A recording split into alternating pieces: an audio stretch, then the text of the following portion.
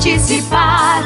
Sintonize agora, fique em boa companhia. Em sua casa ou no trabalho, estamos juntos todo dia. Vem fazer a diferença. Essa rádio te convida a deixar a restauração entrar em sua vida e no seu lar, levando a palavra. Esse é o nosso compromisso, pregando sempre a verdade, ganhando almas para Cristo. Então venha restaurar, venha louvar, venha participar. Vamos juntos caminhar. Então venha restaurar, venha louvar, venha participar. Restauração está no ar. Queremos fazer um convite muito especial para você neste momento. Queremos convidá-lo a participar dos cultos na sede internacional da Igreja Pentecostal Assembleia de Deus, Ministério Restauração. A nossa sede fica localizada na Avenida Farrapos, número 312, aqui no centro da cidade de Porto Alegre. Os dias de culto são segunda-feira, culto de libertação às 15 horas. Nas terças-feiras, o culto de ensinamento e doutrina às 19 horas e 30 minutos. Nas quartas-feiras, 9 da manhã, a consagração da União Feminina com um culto às 11h30 e um outro culto às 14 horas e 30 minutos. A consagração da União Feminina encerra às 16h30. Quinta-feira, culto da União Feminina da Sede Internacional às 15 horas. E à noite também temos, às 19h30, um culto de cura divina e libertação. Sexta-feira também culto à tarde, às 15 horas. Sábados começam a consagração para toda a congregação, a partir das 9 da manhã, com encerramento às 17 horas. E ao meio-dia nós temos a ministração da escola bíblica. E à noite, às 19h30, um grande culto a cargo da juventude. No domingo, nós temos também a escola bíblica dominical, a partir das 17 horas e 30 minutos. E à noite, 19h30, um grande culto público de salvação, cura divina e milagres. Você é muito bem-vindo em nosso meio. Venha e traga a sua família.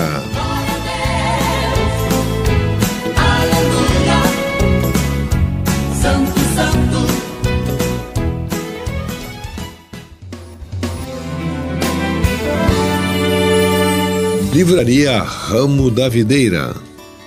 A Ramo da Videira é a editora, livraria e distribuidora da Igreja Pentecostal Assembleia de Deus Ministério Restauração. Fundada oficialmente em 2 de junho de 2008, é responsável pela edição, publicação, comercialização e distribuição de livros e materiais evangélicos, além de camisetas, bíblias e outros periódicos e produtos que de alguma forma divulguem a fé cristã.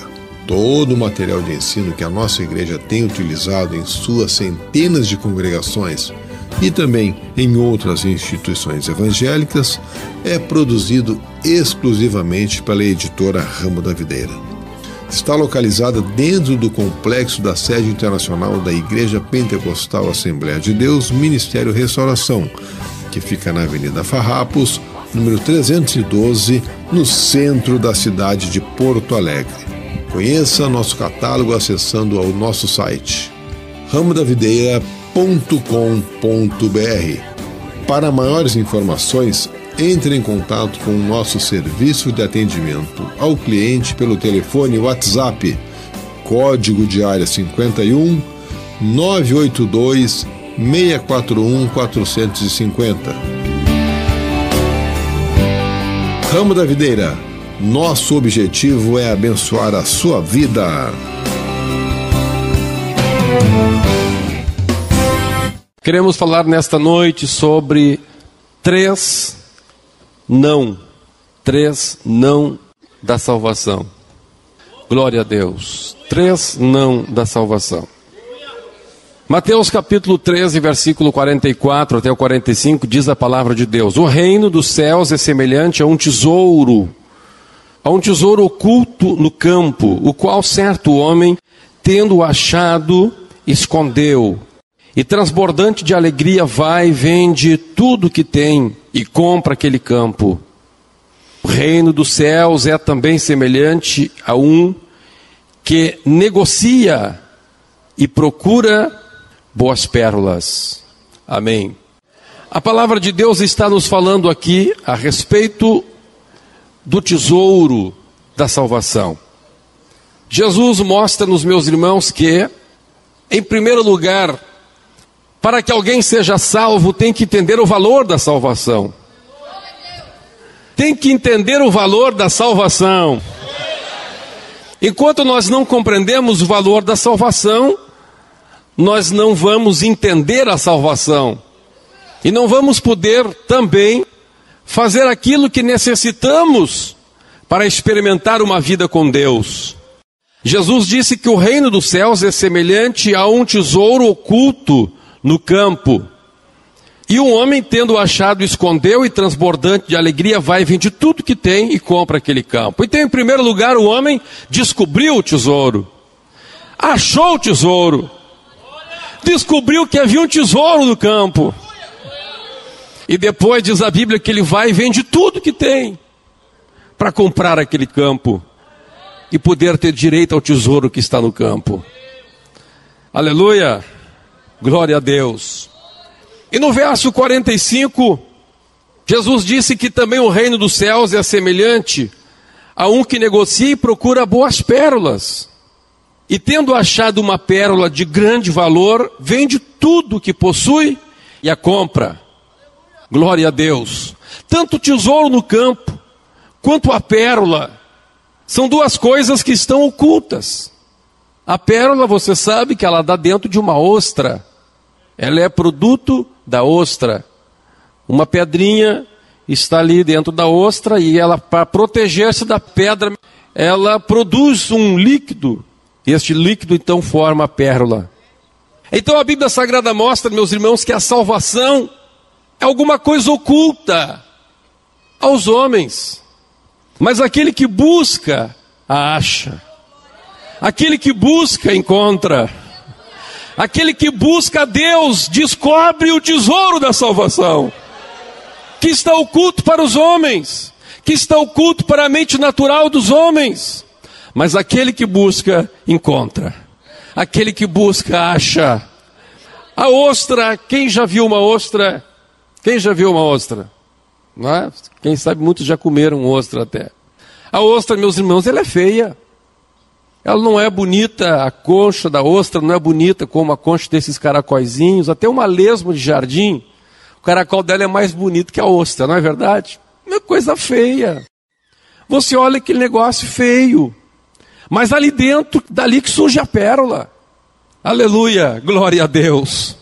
Quando Deus mandou Moisés fazer o tabernáculo lá no Antigo Testamento, o tabernáculo representa a salvação, o plano de salvação.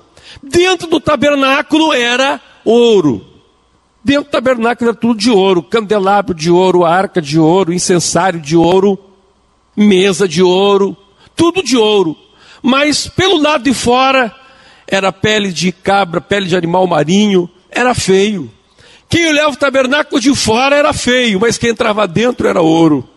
Quem olha a ostra de fora é feia, mas a carne da ostra é boa e a pérola dela é mais bonita ainda, é melhor. Aquele campo olhava por cima, campo, pedra, mas ali embaixo tinha o tesouro. Aleluia, glória a Deus. E quem sabe alguém pensa, mas como essa pessoa vai vender tudo que tem para comprar um pedaço de campo? E quando, irmãos e irmãos, a gente fala em campo aqui, a gente tem a ideia dos campos de Bagé, de campos limpinhos, não é? Os campos da fronteira, mas os campos lá de Israel é coisa feia, irmãos. Quem já foi lá sabe. Muito pedregoso, a terra é pedregosa, extremamente pedregosa. A pessoa vai vender tudo que tem para comprar um campo pedregoso. Não, ele sabe que ali tem um tesouro. Ele sabe que ali tem um tesouro. E quando o ser humano está cego para o valor da salvação, ele não consegue valorizar a salvação. As pessoas estão cegas pelo mundo, estão cegas pelos seus conceitos, pelos seus planos, estão cegas pela ilusão que este mundo vende. E esquece, em primeiro lugar, que este mundo é passageiro. passa, rápido, ligeiro passa, tudo termina. Esquece, meus irmãos, que tudo aqui é ilusório, que tudo aqui é tão frágil. A pessoa está bem, de repente descobre que está com câncer. Está bem, de repente descobre que está com um tumor na cabeça. Está bem, recebe uma bala perdida. Está bem, está um acidente ali e morre. Está bem, escorrega numa casca de banana, cai no chão sentado, quebra a coluna, fica paraplégico. As pessoas esquecem disso. E não valorizam aquilo que é eterno, aquilo que é para sempre, aquilo que é precioso, oh glória a Deus. Então Jesus está dizendo que somente consegue entender, descobrir o reino de Deus, consegue alcançar a salvação, consegue tocar Deus, consegue entender Deus, quem entende o valor da salvação. Quem sabe valorizar isto? É somente essa pessoa que consegue entrar na presença de Deus, aquele que descobre que neste campo tem um tesouro, aquele que descobre que numa ostra tem uma pérola, aquele que vende tudo que tem porque sabe o quanto vale a pérola, aquele que vende tudo que tem porque sabe o que vale o tesouro que está escondido naquele campo. Aleluia! E quando eu e você descobrimos o valor da salvação, quando eu e você conseguimos superar a cegueira espiritual e entender que a coisa que mais vale nesta terra é conquistar a salvação, é conquistar a vida eterna, é saber que o dia que tombar essa terra vamos entrar nos portais celestiais, é entendermos que aqui vivemos 70, 80, 90 anos, mas ali viveremos uma eternidade com Deus ou sem Deus. Então entendemos que a coisa mais importante neste mundo é a salvação. Glória a Deus, isso mesmo, pode falar em novas línguas. Pode dar glória a Deus. Você que descobriu o valor da salvação. Você que entendeu o quanto vale este presente, o quanto vale esta pérola, o quanto vale este tesouro escondido no campo. Você que consegue olhar para além da feiura, entre aspas, externa do tabernáculo e consegue entender que dentro do tabernáculo da salvação há o ouro da glória de Deus, há o ouro da presença de Deus. Ali se manifesta a Shekinah, ali se manifesta a glória de Deus, ali está o incensário, ali está o lugar de adoração, ali está o lugar do sacrifício.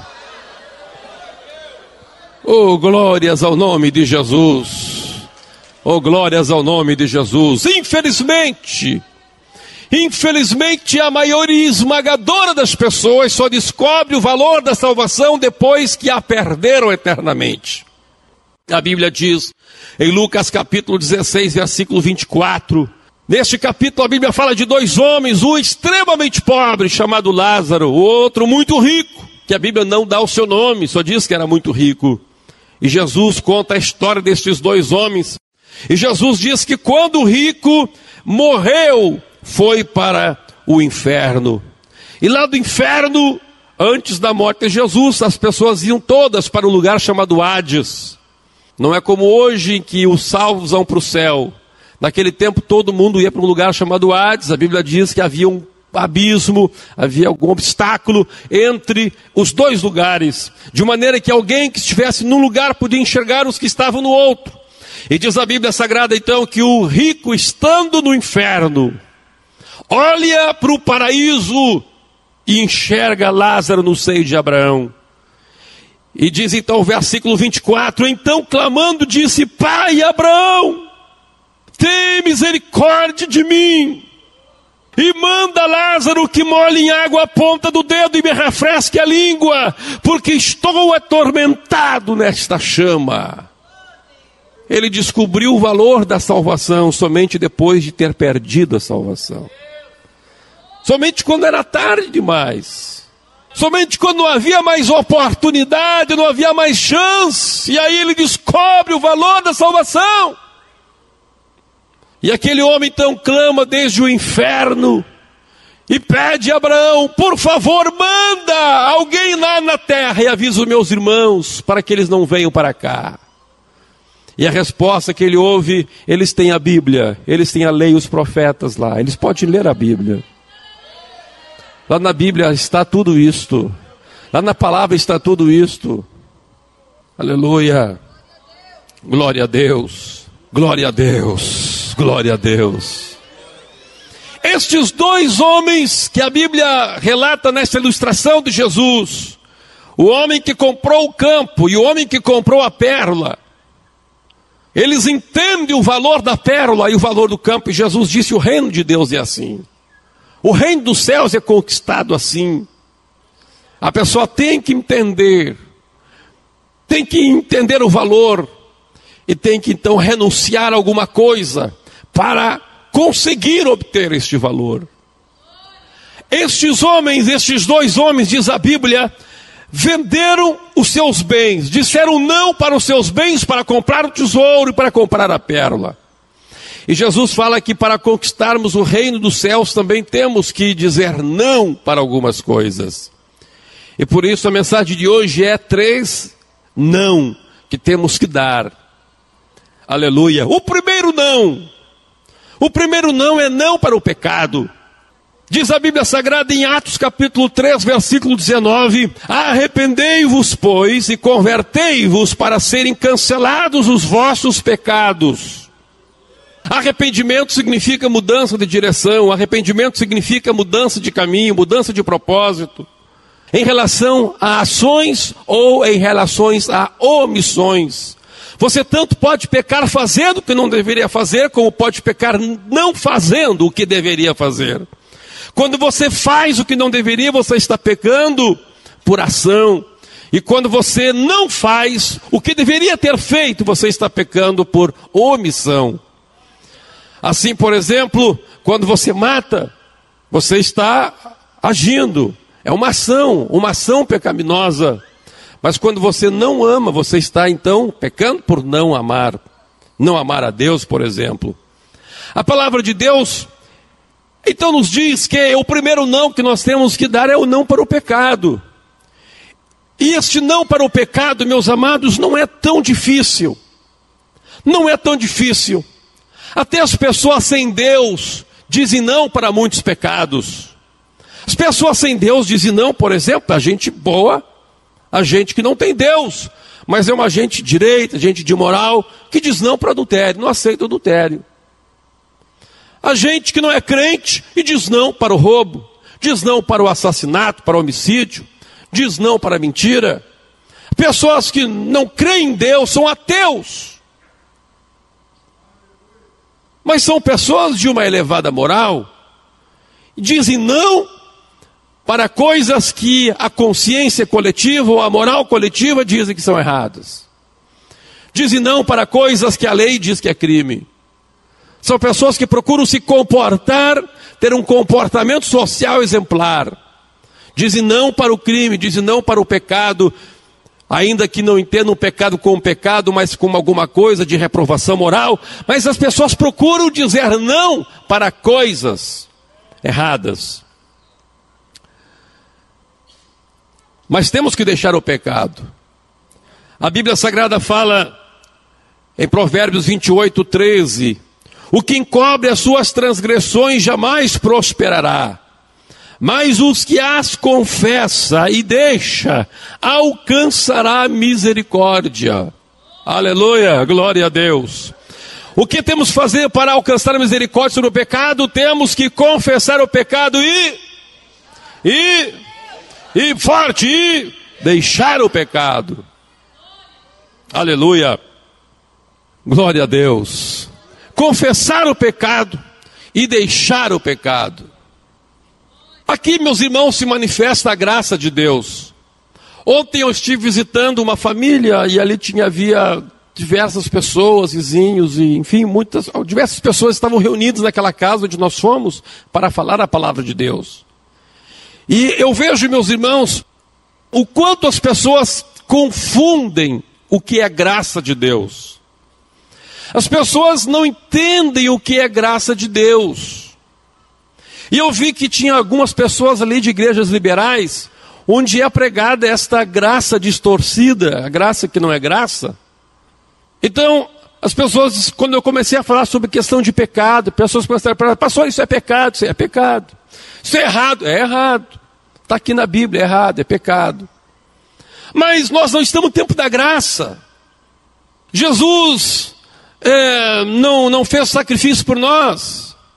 Por que a gente precisa estar obedecendo o mandamento se Jesus já obedeceu por nós? Jesus já fez sacrifício por nós. Então as pessoas não entendem o que é graça. E dizem assim, nós estamos no tempo da graça, não estamos no tempo da lei. Que confusão, que confusão. As pessoas, eu poderia pregar só sobre isto, sobre lei e graça hoje, mas o tempo não permite, só uma pinceladinha. Só uma pinceladinha. A diferença entre lei e graça é muito simples. Aí eu mostrei para eles, olha, a palavra de Deus nos mostra que graça e lei, em certo aspecto, a lei é muito mais leve do que a graça. Por quê? Dei um exemplo que vocês que são estudiosos da Bíblia já conhecem. Dei um exemplo de um homem que adultera.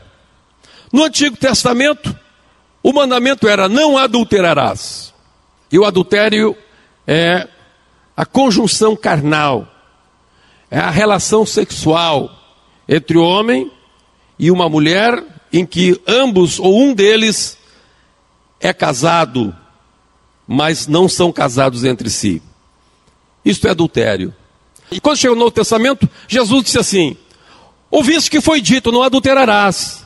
Eu, porém, vos digo, se um homem olhar para uma mulher com intenção impura no coração, já cometeu adultério com ela. Qual é a mais severo? É a graça ou a lei? A graça. É a graça.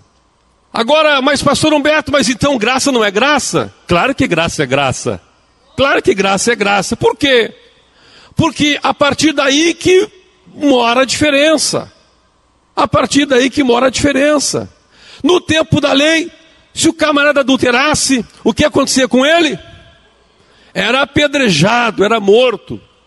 Mas no tempo da graça a pessoa pecou, mas se arrependeu, mas confessou, mas deixou o pecado, alcançou misericórdia. Isso que é graça. Graça não significa que você pode pecar, não, mas significa que em você, pecando, tem um caminho de escape para você voltar à comunhão com Deus. O que não havia no tempo da lei. Aleluia. Mas pastor Humberto, por que no tempo da lei era somente o pecado que era considerado, que era só dito, não adulterarás? E agora no Novo Testamento Jesus disse, se olhares com intenção impura no teu coração para uma mulher, já cometeste adultério. Porque no Antigo Testamento Deus estava trabalhando com a natureza pecaminosa do homem. Mas agora no Novo Testamento o plano de Deus é transformar o homem. É mudar a natureza do ser humano. É fazer aquele homem que era adúltero, pensava em sexo 24 horas por dia. Aleluia. Ele pode olhar uma bonitona passando pela rua, ele diz, oh, glória a Deus que eu tenho a minha esposa lá em casa. Ou se é solteiro, diz assim, oh, glória a Deus que a graça de Deus está na minha vida. Quem sabe até ele vai ser tentado. Ele até vai ser tentado, ele vai olhar, é bonitona mesmo, ele diz, opa. Né? Lá no pensamento dele, opa, essa é bonitona. Mas parou por ali. Aleluia. Ele foi tentado, mas não foi avante naquele pensamento pecaminoso. Aleluia, glória a Deus. Porque antigamente não. Antigamente ele via e acompanhava, e assim, e assobiava indo fazer qualquer coisa. Mudou o interior dele. Esta é a proposta de Deus. Oh, glórias ao nome do Senhor. Mudou a pessoa. Aquele moço que era dominado pelo sexo. Eu até achei engraçado, um dia eu estava lendo numa revista, nas seleções, tem aquelas notinhas de rodapé, e dizia que chegou um rapaz num psicólogo e disse, ó, meu problema, eu sou dominado pelo sexo. Aí o médico o psicólogo pegou e riscou um risco assim, deitado. Perguntou para ele, o que é isso aqui? Ele disse, isso é uma mulher nua deitada. Aí o homem fez um risco em pé. O que é isso? Mulher nua em pé. O médico disse assim, o psicólogo disse assim, realmente está mal, rapaz. Assim, eu mal? O senhor que desenha pornografia diz que eu que estou mal? Não, o rapaz realmente estava feia a situação dele. Agora o que acontece? Deus traz uma pessoa dessas para o seu reino e transforma uma nova criatura. Aí o médico de novo mostra, o que é isso aí? Diz assim, isso é um risco, aleluia, é um risco deitado, isso é um risco em pé, porque Deus mudou ele, Deus mudou o seu coração, aleluia, o transformou numa nova pessoa. Glória a Jesus, amém? Podemos dar glória a Deus pela graça do Senhor? Oh, glória a Jesus. Então vamos ler Romanos capítulo 6, versículo 1, diz assim, que diremos, pois? Permaneceremos no pecado para que seja a graça mais abundante? De modo nenhum. Como viveremos ainda no pecado, nós os que para ele morremos? Ou porventura ignorais que todos nós que fomos batizados em Cristo Jesus, somos batizados na sua morte? Fomos, pois, sepultados com ele na morte pelo batismo, para que como Cristo foi ressuscitado dentre os mortos pela glória do Pai, assim também andemos nós em novidade de vida. Glória a Deus. Então esta é a pergunta que o apóstolo Paulo faz. Que diremos, pois? Permaneceremos no pecado para que a graça seja mais abundante? E ele mesmo responde, de modo nenhum. De modo nenhum. Glória a Deus. Versículo 15. Olha o que diz o versículo 15. De novo. E daí? Havemos de pecar porque não estamos debaixo da lei e sim da graça? E ele mesmo responde, de modo nenhum. E tem um ponto de exclamação aí. Vamos dizer juntos, de modo nenhum? Eu faço a pergunta e todo mundo responde, tá bom? Havemos de pecar porque não estamos debaixo da lei e sim da graça? Aleluia, glória a Deus. Decoramos o versículo, Romanos capítulo 6, verso 15. Versículo 16 continua dizendo, não sabeis que daquele a quem vos ofereceis como servos para obediência, desse mesmo a quem obedeceis sois servos, seja do pecado para a morte ou da obediência para a justiça? Mas graças a Deus, porque outrora, escravos do pecado, contudo viestes a obedecer de coração a forma de doutrina a que fostes entregues. E uma vez libertados do pecado, fostes feitos servos da justiça. Oh, glória a Deus! Oh, glória a Deus! Oh, glória a Deus! Aperta a mão do teu irmão e diga assim para ele, parabéns, porque você foi libertado do pecado. Oh, glória a Deus, oh, glória a Deus, a graça de Deus. A graça de Deus não diz que continuamos pecando, não. Pelo contrário, a graça de Deus nos liberta do pecado. Aleluia. Oh, que maravilha. Oh, glória a Deus, que coisa boa. Que coisa boa, que coisa boa. Eu sinto uma glória, essa glória de Deus na minha vida, essa graça de Deus. Segundo não. Primeiro não, não para o pecado. Segundo não, não para o mundo. Não para o mundo. Vamos ler 1 João capítulo 2, versículo 15. 1 João capítulo 2, versículo 15. Achou? Vamos ler. Não ameis o mundo nem as coisas que há no mundo. Se alguém amar o mundo, o amor do Pai não está nele. Porque tudo o que há no mundo, a concupiscência da carne, a concupiscência dos olhos e a soberba da vida não procede do Pai, mas procede do mundo. Ora, o mundo passa, bem como a sua concupiscência. Aquele, porém, que faz a vontade de Deus, permanece eternamente. Aleluia. Tudo que há no mundo, diz a Bíblia, não provém de Deus, mas provém do mundo. Por quê? Porque nós somos de Deus, mas o mundo jaz no maligno. Então temos que dizer não para as coisas do mundo. Embora muitas vezes aparentemente não seja um pecado, mas são coisas que são feitas para satisfazer a concupiscência da carne, a concupiscência dos olhos e a soberba da vida.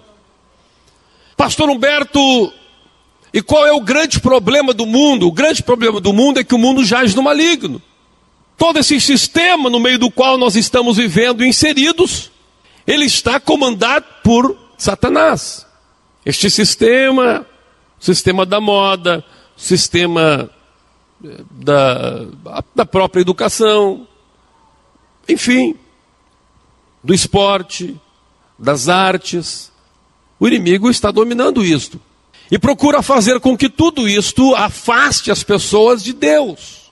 Leve as pessoas para longe de Deus. substitua a adoração a Deus pelos ídolos deste mundo. E cada vez Satanás está menos dissimulado e está mais mostrando as guampinhas dele. Hoje já se fala abertamente.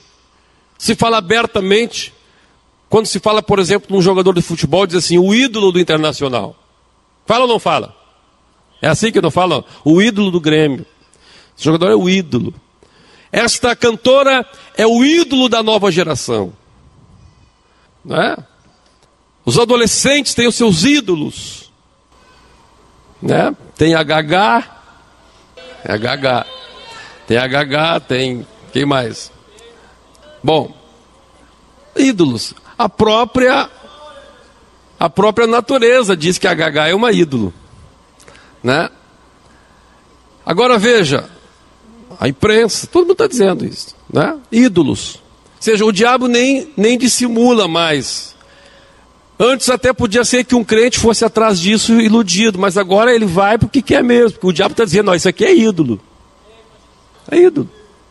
Esse cantor é ídolo. Né? Aleluia. Deus está dizendo, não ameis o mundo. Então temos que dizer não para este sistema também. E aí, meus irmãos, aí que começa a porta estreita. Se lembra que eu falei para vocês que o pecado, coisas erradas, até mesmo gente não crente tem um exemplar nível de vida? Sim ou não? Agora, quando se fala de mundo, aí já começa a apertar a coisa. Aí, meus irmãos, ainda assim tem pessoas do mundo que conseguem entender que esse sistema está corrompido. Às vezes a gente está aí andando pela rua e chega num comércio e vê as pessoas comentando. Ainda tem pessoas que dizem assim, olha, eu não deixo meus filhos nesses shows. Gente que não é crente. Né? Tem pessoas não crentes que dizem assim, não, lá na minha casa não tem televisão. E não são crentes. Escreve livros. Pessoas que têm uma posição moral e conseguem entender que esse sistema aí está destruindo a família, está destruindo tudo. Mas aí já é um número bem menor de pessoas. E, infelizmente, um número bem menor de crentes também. Porque grande parte já está amando o mundo. Já está amando o mundo. Vocês podem ter certeza de uma coisa. Quando tiver a Copa do Mundo aqui no Brasil, muitas igrejas vão fechar as portas. Pode ter certeza disso. Vão fechar as portas para que o seu povo possa assistir os ídolos do Brasil. Outros vão colocar um telão na igreja para os crentes ficar torcendo e orando pelo Brasil. Vão. Não é que seja profeta, isso não é nem profecia. Isso eu sei que vai acontecer porque aconteceu na Copa passada. Então não é profecia, é projeção. Quando acontecer, não digo assim, o pastor Humberto é profeta de Deus. Meu, não é profecia isso aí. Isso aqui não é profecia, isso aqui é uma projeção. Vai acontecer isso, infelizmente. Por quê? Porque as pessoas estão amando as coisas do mundo. Agora, o que a Bíblia fala a respeito disto? Tiago capítulo 4, verso 4. Tiago 4 diz assim, infiéis. Na versão corrigida, a palavra é mais dura. Aqui na atualizada, eles quiseram fazer coisa mais light. Mas na versão corrigida, eles colocaram ali o original mesmo, como é que está a literalidade. Né? O que está escrito ali? Quem tem a corrigida aí pode ler para nós. Adúlteros e adúlteras. Adúlteros e adúlteras. E aqui diz, infiéis, não compreendeis que a amizade do mundo é inimiga de Deus? Olha o que diz a Bíblia. O que diz na sua Bíblia aí, irmão? Quem? Irmão Serginho está aí? Grita aí, irmão Serginho. O que está escrito na sua Bíblia aí? Leia. Infiéis, não compreendeis que a amizade do mundo é inimiga de Deus? Aquele, pois, que quiser ser amigo do mundo, constitui-se inimigo de Deus. Irmão Serginho, por que está esse versículo na Bíblia, irmão Serginho? A gente podia tirar esse versículo, né? Vamos fazer uma votação e tirar esse versículo da Bíblia? Vamos? Mas tem muita igreja que faz isso. Tem muito crente que faz isso. Mas pastor Humberto, poxa vida, esse negócio aqui. Aleluia. Aleluia. Aleluia. Aleluia. Aleluia. Não compreendeis que a amizade do mundo é inimiga de Deus. Aquele, pois, que quiser ser amigo do mundo, constitui-se inimigo de Deus. Se a gente quiser, meus irmãos, ser aplaudido pelo mundo, nós vamos ser inimigos de Deus. Esses tempos, chegou um pastor de uma outra igreja, e falando assim, eu vi falando com outra pessoa, que escândalo, que escândalo. Eu disse, meu Deus, o que aconteceu? Estou escandalizado. Opa! Estou escandalizado.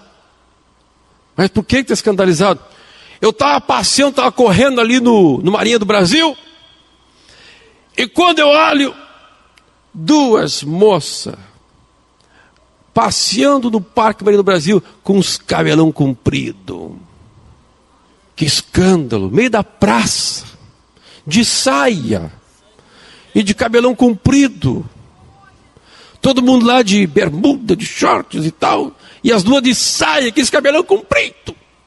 Ei, que escândalo. Eu disse, ô Satanás, que coisa. Eu disse assim, o que o mundo vai dizer? O que as pessoas vão dizer? O que o mundo vai dizer? Olha lá, aquelas ET lá. Então o que a Bíblia diz? Se eu quiser ser amigo do mundo, eu vou ser inimigo de Deus. Se eu quiser andar de acordo com o padrão mundano, eu vou estar andando fora do padrão. Por quê? Porque o mundo jaz no maligno. Quem é que dita a moda? Quem é que dita a moda do mundo? O maligno. Quem são os grandes estilistas? São homossexuais, entregues ao pecado. Quem são os roteiristas de novela que ditam hoje o padrão da sociedade brasileira? São pessoas cheias de pecado. Não são crentes, não são cristãos. São pessoas totalmente entregues nas mãos de Satanás. Agora, como é que nós vamos andar de acordo com o padrão do mundo? Deus está dizendo na sua palavra, então, que a amizade do mundo constitui-se inimizade contra Deus. Aleluia! Aleluia! Oh, glória a Deus! Por esta razão, Jesus disse em Mateus capítulo 16, versículo 26, ele diz o seguinte, pois que aproveitará o homem ganhar o mundo inteiro e perder a sua alma? E aí Jesus faz uma pergunta, olha a pergunta que Jesus faz. Olha a pergunta que Jesus faz. Jesus faz a seguinte pergunta, que dará o homem em troca da sua alma? Olha a pergunta que Jesus faz. Uma pessoa que amou o mundo, uma pessoa que não quis abrir mão das coisas do mundo, dos prazeres mundanos. Quando ele chegar na eternidade, pastor Sérgio Cortez, e se deparar com a mesma situação que o homem rico da parábola se deparou, perdido, Jesus pergunta, o que ele não dará pela sua alma? Ele daria tudo que ele ganhou aqui, tudo. Se ele pudesse voltar, ele daria tudo, ele diria, olha, eu não vou mais fazer isso, fazer aquele outro, e naquilo, e vou deixar aquilo, e não... Eu vivo até de pé descalço. Eu durmo a vida inteira até num pelego no chão. Eu faço qualquer coisa pela minha alma. Qualquer coisa pela minha alma, qualquer coisa. Eu abro mão de qualquer coisa pela minha alma. Só que aí vai ser tarde. Aí vai ser tarde. Aleluia. Quer dizer que vamos deixar esse versículo na Bíblia aí, irmãos? Não vamos fazer a versão da restauração sem esse versículo aí? Não, amém. Então vamos deixar ele aí no lugarzinho dele. Glória a Deus. Terceiro não. Esse não é o mais complicado. Esse é difícil. Os outros dois não, meus irmãos. Tem até gente não crente que consegue dizer, mas esse terceiro, esse é só crente. Que não é esse, pastor Humberto. Vamos ler o que Jesus disse, Mateus capítulo 16, verso 24. Então disse Jesus a seus discípulos: se alguém quer vir após mim, a si mesmo... aleluia. Esse aqui que é, como diz o gaúcho, aqui a porca torce o rabo. Aqui é só crente. Aqui é só crente. Se alguém quer vir após mim, a si mesmo se negue. Tome a sua cruz e siga-me. Porquanto quem quiser salvar a sua vida, perdê-la-á. E quem perder a vida por minha causa, achá-la-á. Vemos então que temos que negar o pecado, temos que negar o mundo, e agora Jesus está dizendo, você tem que negar a você mesmo, a tua própria vida, se você quiser me seguir. Aí, irmão Azael, aí fica complicada a coisa. Agora é só crente que nasceu de novo. É só nascido de novo que entra neste caminho aqui. Glória a Deus, de negar a si mesmo.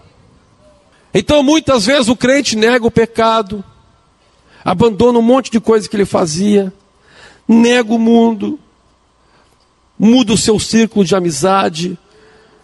Ele era sócio lá de um clube, deixou. Era membro da maçonaria, deixou. Era um monte de coisa.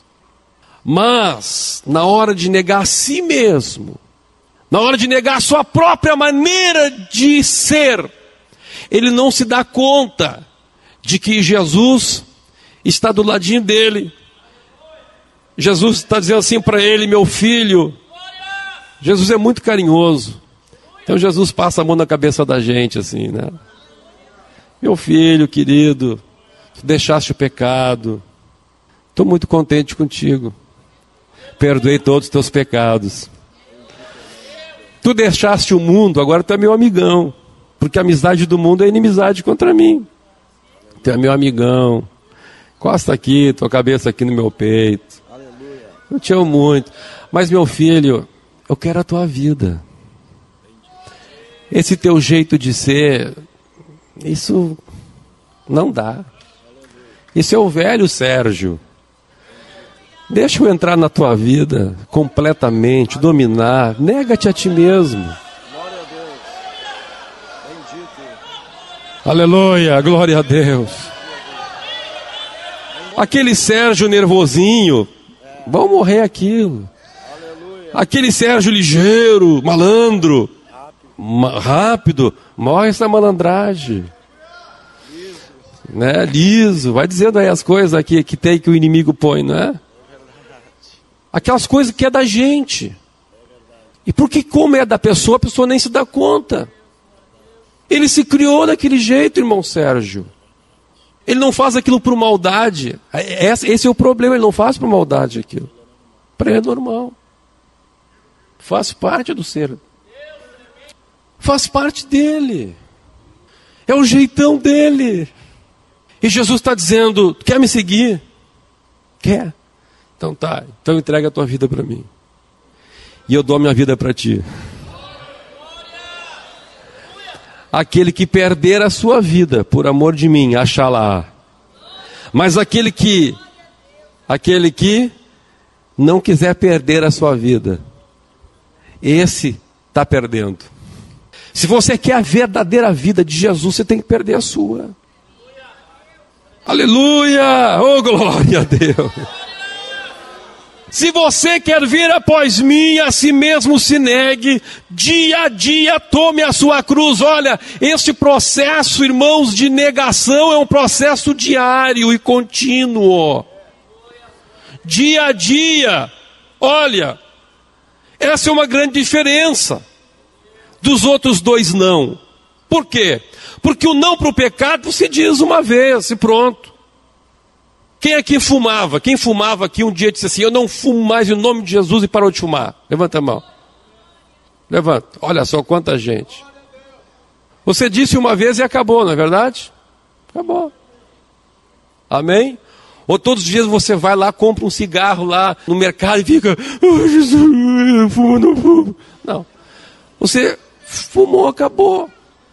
Quantos bebiam e disseram assim, não vou mais beber em nome de Jesus, Jesus te libertou da bebida? Levanta a mão. Olha aí. Nós poderíamos dizer um montão de pecados. Todo mundo não, disse não. Agora, meus irmãos, Jesus está dizendo aqui, para a gente negar a gente mesmo é todos os dias. Aí é todos os dias. É todos os dias. Porque aquilo não é uma coisa externa a você, mas aquilo é a tua natureza. Aleluia, glória a Deus. Glória a Deus. É dia a dia. É dia a dia. Oh, bendito seja o nome do Senhor. Você vai esmagando, vai esmagando aquelas coisas da tua natureza que entristece a Deus. Mas pastor Humberto, por que é que eu tenho que negar a mim mesmo? Por que eu tenho que fazer isto? Porque não dá então eu tenho que só controlar, né? É interessante, estava falando com duas senhoras.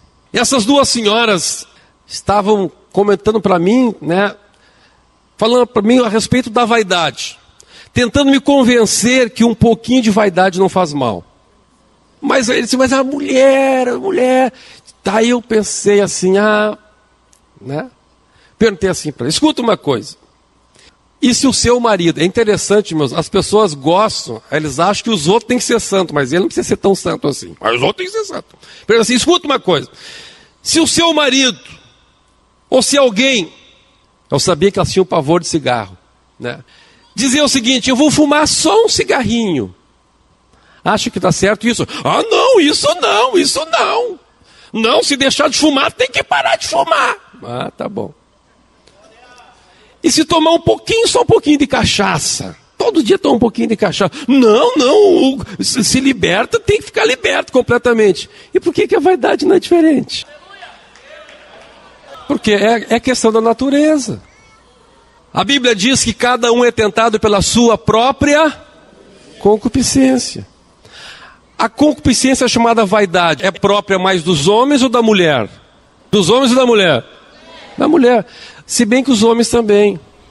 Só que se manifesta de forma diferente. Qual é a vaidade do homem? A vaidade do homem é ostentar poder. Alguns homens têm a vaidade de desfilar com a mulher dele, extravagante, até indecente, só para ter aquela vaidade assim, os outros estão olhando para minha gata aqui, ó. Que coisa, né? Então o homem tem essa vaidade de ter, de mostrar que tem. É essa a vaidade do homem. A vaidade de mostrar que tem carrão, relojão. Essa é a vaidade do homem. Mas dificilmente você vê um homem pintado, né? Um homem se pintando e coisa. É outro tipo de vaidade, se manifesta de outra forma. Então agora, é um pouquinho, pode, não tem que, o que a Bíblia diz? Tem que crucificar, pegar a cruz e levar para a cruz esse negócio. Olha o que diz a Bíblia, Gálatas capítulo 5, verso 24. Diz assim, e os que são de Cristo Jesus crucificaram a carne com as suas paixões e concupiscências. Quantos querem levar a sua carne para a cruz? Levar a carne para a cruz. Não é um pouquinho de mentira, um pouquinho de vaidade, um pouquinho de ira, um pouquinho de ódio, um pouquinho de... Não, irmão, tem que crucificar. A Bíblia não manda você controlar, você dominar, manda crucificar. É negar completamente. A palavra, essa expressão crucificar significa negar completamente. Fazer morrer. Eu falei lá no batismo domingo, estava maravilhoso o nosso batismo domingo, uma coisa linda. Eu falei a respeito de uma pessoa que morre. Acho que foi no batismo que eu falei, né? Foi. Uma pessoa que morre. Vamos dizer que ele fosse o maior bebum de Porto Alegre. Bebia todas. Mas o camarada está morto. Chega um colega dele lá com uma cachaça. Eu nunca bebi, não sei, cachaça que é famosa. Diz uma cachaça famosa aí. Que o pessoal aí do mundo acha, essa é boa. Hã? Barreiro? Velho Barreiro. Chega lá com o velho Barreiro. Que era que ele mais gostava. E chega assim, ô Zé, eu te trouxe uma Barreiro aqui, com a língua bem arrafada, assim. Eu pergunto, o Zé vai se levantar do caixão para tomar o... Por que não? Está morto.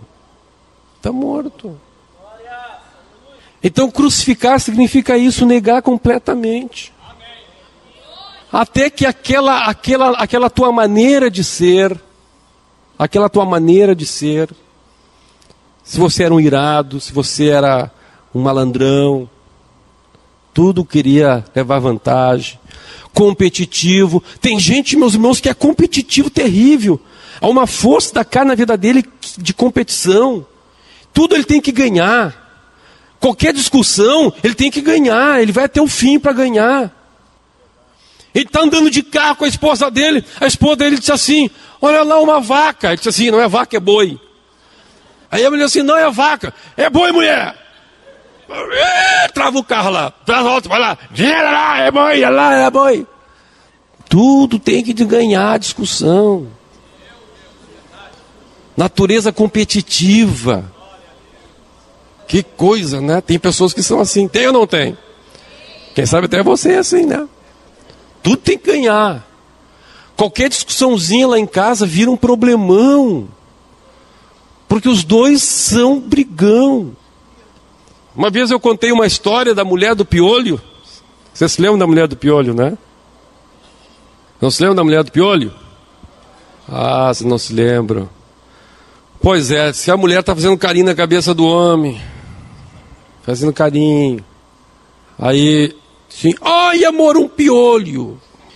Ele disse, que nada, mulher, não é piolho, isso é um besourinho, um bichinho. É piolho, piolhento. Não é piolho, é piolho. E os dois brigaram, o homem era mais forte, enfiou a cabeça dela no balde. E agora diz que é piolho. E ela colocava a mãozinha para cima. Está morrendo afogada ali, mas está esmagando o piolho com as unhas, né? Mostrando que continuava dizendo, é piolho. O que é isso, irmãos? Vocês dão risada, irmãos? Isso é terrível. E quantos casais estão lutando por causa disso? Espírito competitivo, gente que, olha, tudo leva para o lado pessoal. Tudo é para o lado pessoal.